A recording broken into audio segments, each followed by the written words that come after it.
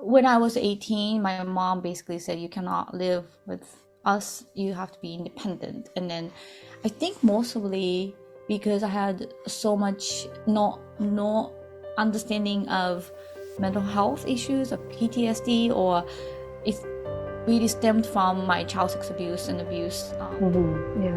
In this episode, we will talk about child sex abuse, adversity, and media. We'll dive right into Juri Love's courageous story and understand what she had to do and how she came out of it. So be sure to listen in to hear all the details. Hello, my wonderful beasties. Welcome to the Courageous Interviews. I'm your host, Tina, and here we have our fabulous guest, Juri Love, who is also known as Goddess of Connection. She's also a magician, model, actor, survivor of abuse and homelessness, a motivational speaker, a journalist, film and TV producer, Reiki practitioner, and a Rotarian. Thank you for being here and joining us, Yuri. I really appreciate it a lot. My pleasure. Thank you so much for having me, Tina. Yes, thank you. So to just get started with, what is one of your courageous stories that you would like to share to our audience? My courageous stories, I would say couple. So when I was 13 back in Japan, I was getting abused from my father, and I didn't know what to do, but I escaped from him. And then till these days, I don't know how I did it, but I did it. And it's almost like a survival courageous thing I've done. And another thing I've done courageously was to probably get out of the homelessness quickly when I became homeless. When I was 18, I found a job to have, money and then roof above me and food, and it was hard. But I found a resort hotel job where I can stay and work when they are feeding me too. So that's another one. And then another one is to come to America, Berkeley College of Music, Mm-hmm. by getting a scholarship. And yeah, so those are big, big, big ones. Yes. So going back to how you escaped your father from child abuse, what was the first thing that you had to do? I know that you didn't know how, but like once you were out, what was the first thing that you did on that? So my parents got divorced and I was living with my dad. And then I called my mom and contacted her to meet up with me secretly. And then we arranged the school change and everything. So it was kind of secretive. And it was the first time that I used public phone. Back then we didn't have cell phones, so we had a telecard. So you put like phone card, and then I memorized the number of my grandma's house, and I called. So that was really courageous of me to do that. Yeah. Wait, why was it courageous to call your grandparents in that regard? Oh, my mom. So my mom was living with my grandma. I didn't know where she was, Hmm. and I only knew my grandma, which is my mom's phone number. And we Okay. didn't have cell phone back then. We only had a home phone. So I basically ran from home one night and I used public phone to contact because there was only one phone connected to the wall, Yeah. um, the black phone. Oh yeah, Like the when I was landline, I'm assuming. young. Yeah. Yeah, so I didn't have cell phone to hide and call. So I had to go somewhere else to make a phone call for help. Mm. And that was like the first one you did when you were 13, correct? Mm-hmm. Mm. Yes. And then how did that lead you to when you were 18? becoming homeless So, then too? basically, basically after that, I was living with my mom, and then there are a lot happened in between that time, which I talked about it on my book, which is called A Gift from Adversity, and it has all the details. It's available on Amazon. But when I was 18, my mom basically said, you cannot live with us, you have to be independent. And then I think mostly because I had so much no understanding of mental health issues or PTSD, or it really stemmed from my child sex abuse and abuse Yeah. that was never addressed. So I was going crazy and then kind of got rebellious, I guess, in a way.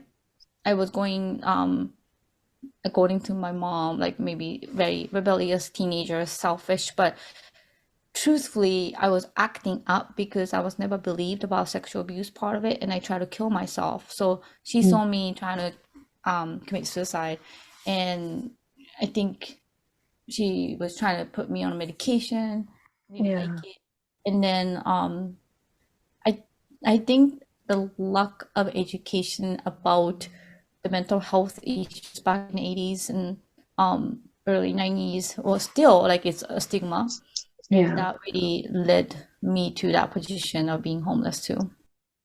Mm. So from what I'm hearing is that based on the circumstances when you were living with your mom, like going through um attempting suicide and her wanting to just kick you out and just pretty much not handle what you're going through with your mental health, she just resort to that. And then where you are going now, when you're 18 being homeless, right? I think Yeah. so. I don't, yeah, I'm not her, so I can't say, but Yeah. homelessness is something that I don't wish on anybody. And I still kind of fear at some point, like, and I really don't want to be homeless again. It's Yeah. especially I have two children and they are 6 and 12. I would never want them to live in a shelter or be in a street, but I was like living on the street and I had nowhere to go Yeah. and it was a very miserable feeling. Mm. And how long were you? So when that happened when you're 18, so I'm curious of like, what did you do after? And did you already have your kids then or not yet? Too. No, I didn't have my son for like I was 34, so a long time. Okay. Um, but I found a magazine. Back then, we didn't have like internet and stuff. So I found this job listing magazine that you can buy $1 like in Japan. And Yes. then I just looked through in Japanese like a sumikomi no baito, which means like the part-time job that you Yeah. can live. So Mm. like if you are homeless in here, for instance, you can apply for a cruise job. So you go on a ship and then go, Caribbean cruise or whatever, and then work inside of the ship. So you don't have to worry about, renting place. So in resort hotel job in Japan back then, they had onboard staff, which means you Mm. are completely away from home and you live in a hotel. It was owned by a very lovely couple, and then they have a guest room for the employees. So I got the job. I went there. The owner picked me up, and I worked there for about a month and a half. So after like you only worked there for a month and a half then. And then Yeah, but back then, like, yeah, I saved money and then came to Tokyo. Um, Then I got my first very modest apartment, and then it was like 20 minutes walk from home from station. It was yeah. like very tiny apartment, but I was very proud, and I had a variety of different jobs. Oh, that's so great. I mean, that is so many like courageous steps that you had to take, especially at 18, to move forward and being seems like left behind a bit by your family, Christine. Is it me? Yeah. And so that's so courageous. It's Well, amazing. I think Yeah. it's not like a bullying, it's more of Hmm. self-abuse. I would say that I was comparing a lot to with my friends who went to college. Like, say, a lot of kids in this country, till right after high school, they go to college, but I Yeah. was homeless. So a lot of Hmm. my friends are in college, partying or like having Yeah. fun, whatever. I remember one time I had a friend kind of come over to my apartment. Hmm.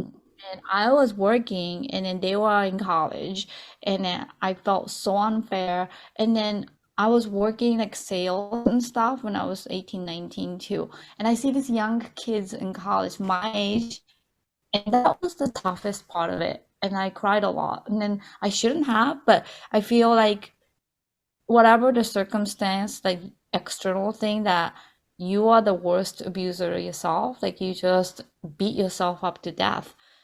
And then Hmm. like I learned it really, really later, like recently almost, in life that you're the worst person because whatever people say, you can take it or not take it, or Hmm. whatever circumstance, you can compare it or not compare it. You can just focus and keep moving forward, like you said. But I didn't have that kind of languages back then. I had no idea what was going on within my brain compared to now. So Yeah. that was hard. That makes sense. Sometimes when you learn back then, you're like, oh, okay. Not now. I did it like many years later. So that makes sense. So what you said, you is yourself, like self-abuse is like what you choose is where you will go forward versus like comparing and contrasting or even deciding yes or no on this decision, right? And yeah, no, that makes a lot of sense of just feeling that it's unfair for your friends to go to college, but then here you are in a different circumstance of being homeless. So moving forward on that, um, with that, I can see that definitely. And then the third story you mentioned was Coming to Berkeley College of Music, which is in Boston. yes, So, going to college abroad by yourself is a lot of courage. And imagine yourself going to the university in Japan yeah, from America. That's a lot of jump. But I was very excited, and I got a scholarship, partial scholarship to attend Berklee College of Music. So I was so excited, and I must say that courageous decision that I made when I was younger um, was probably the best ever decision I've made in my entire life. going to college. To Berklee College of Music is one of the best world class music college in Boston. Oh, what was it? What was going there like? Because you just mentioned like it's one of the best decisions you ever made by far. Why is that? Is it like the staff, the school, the curriculum, the people there? I'm curious about that too. Like that's one of the best places you ever been to or attended. So before Berklee College of Music, I was trained classically, and Hmm. then I never knew how to play a chord or chart and stuff. But then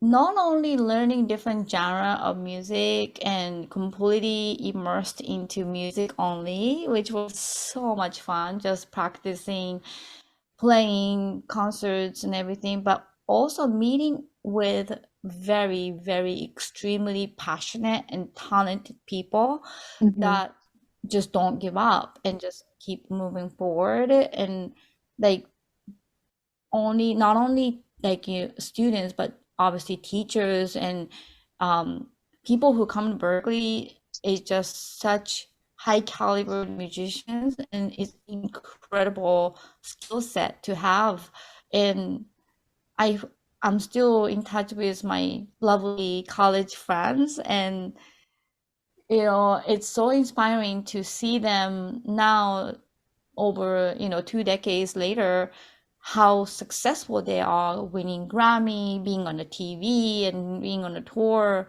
and just to show how much of the passion that you have, Yeah. that can carry through your life. And I never really had that kind of friends back in Japan, and I thought I was a crazy person. But then when I came to Berkeley, I found really kindred spirit and friends who are just so humble and talented and just Yeah. amazing people. I'm so happy that you were able to find your people in Boston versus in Japan, because yeah, sometimes when you need to move to a different place and finally going to a college in Boston and meeting these incredible people, it makes an impact in your life, and that there are people who are there for you too. And so that's so amazing. Oh, and with these people, you said like you've been in contact with them for many years now. Do you still go back to Berkeley Uh, College of Music? Not really, but Mm-hmm. I have friends who are teachers there, and I Mm-hmm. used to work there after graduating as an accompanist for the vocal department. So I was there even after graduation, a lot. Oh, you only visit it once in a while with when you have friends who are teachers over there, right? Yeah, drive past by, but I haven't been inside of the building for a while. Oh, okay. So what is what is the one thing that you went to this college? So besides meeting your longtime friends now, what's one other thing that you appreciate attending Berklee College of Music? Sure. So, Tina, like I said, I'm a survivor of the child sex abuse and Yes. homelessness, bullying, and all the adversities. And music to me was something that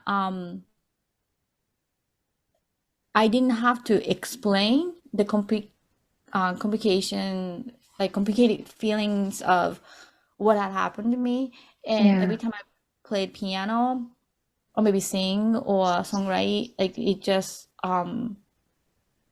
is almost like healing process, but I feel like the tube and tools in between me and the art um, format was very thin, which means I didn't have much knowledge how to produce, how to arrange, and how to put together. But now I learned from Berkeley how to produce and then everything. And like my latest album, which is available on Spotify, it's called Love Frequency. Mhm. Me and my producer at top worked a lot, and some of the songs that I wrote really couldn't have actually done it if I didn't go to Berkeley because I didn't know how to express it. Um, so I'm very grateful not only meeting people but being able to heal myself through expressing my Yeah. deepest trauma thoughts that nobody would understand or even me wouldn't have good of explanation and expression if not music. Mm. I love that title, Love Frequency. It's is it what so what is the title about mainly? Is it loving quite often or is there more into it? I'm curious about that too. Are you talking about the song Love Frequency or album? Um, the album. I'm curious, or So, you can give a synopsis of it. I'm just curious, a personal curiosity. so Love Frequency is a collaboration album between me and my producer Etop. So he sent like music without lyrics, and then I came up with the lyrics of say Love Frequency or other songs too. Yes. So I get inspiration from listening to no vocal instrumental music and then just kind of put it together. Sometimes, Tina, when I'm depressed or when I um really having a panic attack, sometimes melody and lyrics come. There's a song called Realization in the album Love Frequency. It's available on Spotify. If you Google or search on Spotify Juri Love, Jurilove, you can find it easily. And realization, I was completely um, having a panic attack and then so crying and then locking my room, and then this melody came up. It hit me today. Um, the realization that I was broken to pieces, and that's my Yeah. first lyrics. And but it's a reggae form, so it's kind of like upbeat, but the lyrics Mm. is very deep. Okay. Oh, Yeah, that sounds. I mean, reggae. The style is reggae is always like just kind of bopping your right. head and just hanging out kind of thing. That sounds I so didn't cool. I didn't make it that way. Like I just played the piano, but then Mm-hmm. my producer somehow came up with this different beat. But then throughout the album, my lyrics are mainly talking about, not only love, but um just keep it going, moving forward. So it's a good album, and there's some Japanese twist to it too. Oh, that's great. Thank you for sharing your stories, Juri. I really Sure. appreciate it. If you could have what are some key takeaways you think that would impact our listeners from listening in from these stories that you have shared?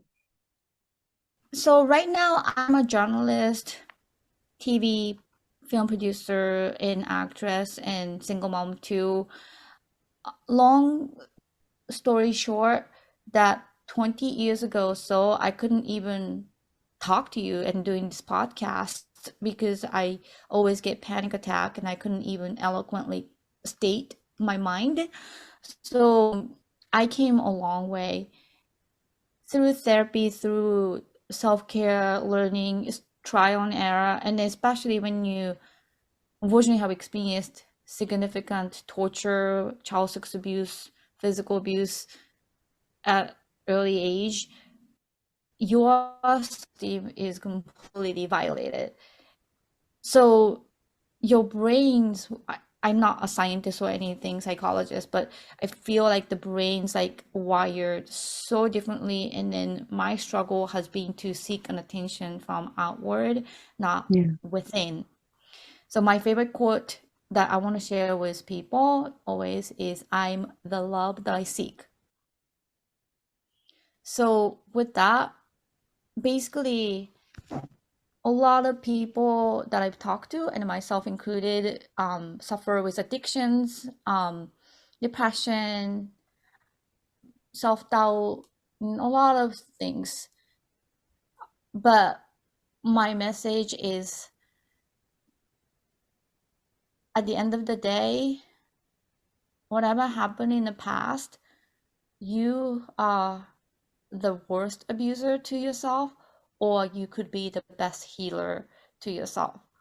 And then you could be the best cheerleader to yourself, or you could be the worst person to yourself.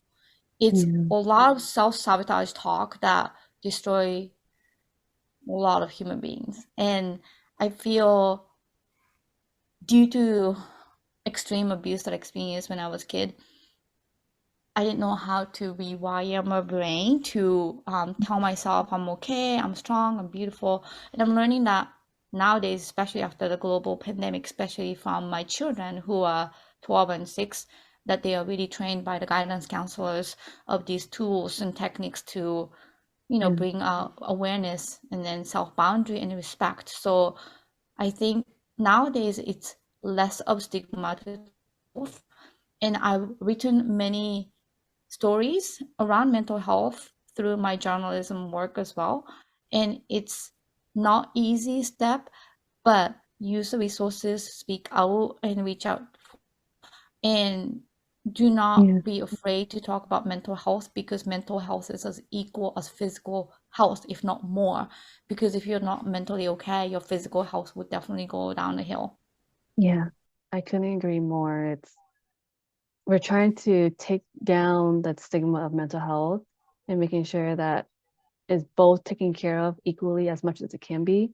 And so I agree with what you're saying of, you could be the worst of yourself or the best of yourself based on what you choose. And we have choices through that too, of making sure we want to be better individuals for ourselves or going down the other path too. So um thank you for sharing. Thank you for sharing your favorite quote and your message.